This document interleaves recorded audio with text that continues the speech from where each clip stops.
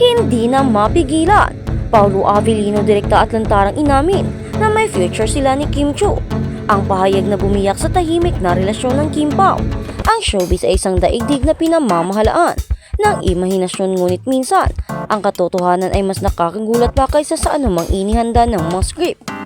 Ito ang sitwasyon ngayon habang ang buong industriya at milyon-milyong tagahanga ay nagpipigil hininga matapos ang isang tila inosenteng pahayag na nagmula sa labi ng isa sa pinakamamahal na aktor ng henerasyon, si Paulo Avellino. Sa gitna ng mga ito, sa kanilang kasikatan ng kanilang love team at ng umiikot na espekulasyon tungkol sa kanyang tunay na damdamin, direkta at lantaran niyang inamin na may nakikita siyang future para sa kanila ni Kim Chiu. Ang mga salitang ito ay hindi lamang nagpatunaw ng mga puso ng mga tagahanga, kundi nagdulot din ng isang malaking katanungan na maaaring magpabago sa takbo ng ilang relasyon, kabilang na ang matagal ng pinangangalagaan ni Kim, ang full circle at ang tadhana ng Pao Kim. Si Paulo Avellino ay matagal nang kinikilala bilang isang aktor na may lalim at integridad, isang leading man na nagdadala ng misteryo at matinding emosyon sa bawat papel. Ngunit ang kanyang pinakahuling pag-amin ay nag-alis ng maskara ng kanyang karakter sa pelikula at inihayag ang posibleng personal na damdamin na matagal na niyang itinatago. Sa isang interview kung saan inuusik ang kanyang samahan at hindi ng chemistry kay Kim Chiu, nagbigay si Paulo ng isang matalinhagang pahayag na nagbigay diin sa lalim ng kanilang koneksyon. Ayon sa aktor, ang kanyang profesional na pakikipagtulungan kay Kim ay laging nagdudulot ng kaligayahan. Gayunpaman, binanggit niya ang ideya ng full circle. Ang terminong ito ay hindi lamang tumutukoy sa pagtatapos ng isang proyekto, kundi ng isang paglalakbay na nakatakdang magtapos sa isang mahalaga at makabuluhang punto. Para sa mga mapagmasid na tagahanga at netizens, ang full circle ay hindi na lang tungkol sa muling pagtatambal sa pelikula. Ito ay pahiwatig ng tadhana na ang kanilang kwento ay mas malalim at personal na pagtatapos na inihanda. Sa mundo ng romansa, ang full circle ay madalas na nangangahulugang pagbabalik sa simula o ang pagkumpleto ng isang relasyon na tila sinadya. Bakit si Kim? Ang pambihirang chemistry na walang katulad ang love team ni Kim Chiu at Paulo Avellino na tinawag ng mga tagahanga bilang Kim Pao o Pao Kim ay mabilis na lumimpad sa box office at ratings. Ngunit ang sekreto ng kanilang tagumpay ay hindi lamang nakasalalay sa mahusay na script. Ito ay dahil sa kakaibang chemistry na umaapaw na tila totoo at hindi gawa-gawa lamang.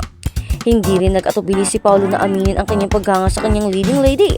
Ayon sa kanya, mas nagugustuhan niya ang makatrabaho si Kim kaysa sa ibang mga leading ladies. Ang pahayag na ito ay hindi lamang isang pagpuri sa profesionalismo ni Kim, kundi isang pahiwatig na mayroong pambihirang ginawa, koneksyon at pag-unawa sa pagitan nila na hindi niya nararanasan sa iba. Sa isang industriya na puno ng artificial na love teams, ang direktang pag-amin ni Paulo ay nagbigay ng bigat sa ideya na ang kanilang samahan ay higit pa sa trabaho. Nagpapatunay lamang ito na si Kim Chiu ay isang one-woman na mas better work with her than other leading ladies.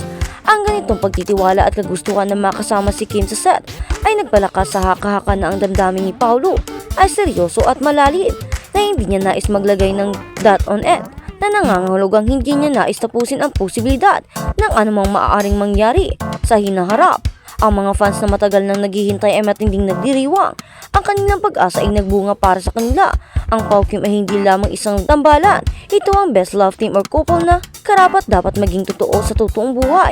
Ang tindi ng suporta ng mga taghanga sa isang indication na ang kwento ng dalawa ay nagbigay ng malaking hit, hindi lamang sa box office kundi maging sa emosyon at pag-asa ng publiko.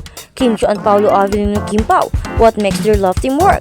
Ang future na tiliwa sa kasalukuyan isang hamon. Sa Kim Pao, ang pinaka-controversial na bahagi ng pag-amin ni Paulo ay ang matapang niyang pagdeklara ng future para sa kanilang dalawa. Sa isang banda, maaari itong bigyang kahulugan bilang mga pinaplano nilang proyekto tulad ng another movie for action, comedy and drama. Ngunit sa konteksto ng matitinding bulungan at ang personal na chemistry na kanilang ipinapakita, ang salitang future ay hindi na lamang professional kundi personal. Ang timing na pahayag na ito ay lalong nagpainit sa issue sa loob ng maraming taon. Si Kim Chiu ay nakilala bilang kasintahan ng kanyang dating on-screen at off-screen partner na si Sian Lim o mas kilala bilang Kim Shi. Ang kanilang relasyon ay tila matatag at stable, ngunit ang anumang pag-aalinlangan sa status nito ay madalas na lumilitaw sa mga social media at news outlets.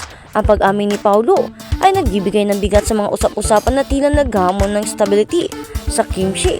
Ang netizens ay mabilis na nag-uugnay ng mga pangyayari na nagtatanong kung ang pahayag ni Paulo ay may basis sa kasalukuyang kalagayan ni Kim.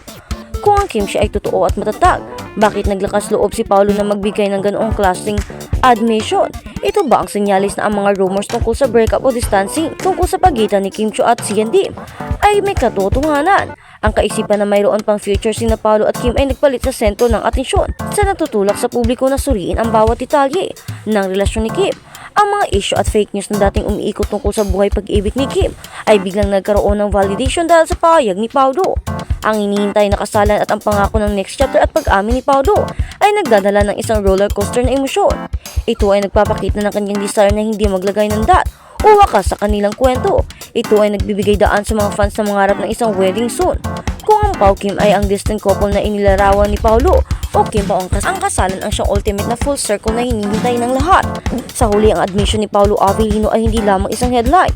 Ito ay isang deklarasyon na nagpapahiwatig ng hope at destiny.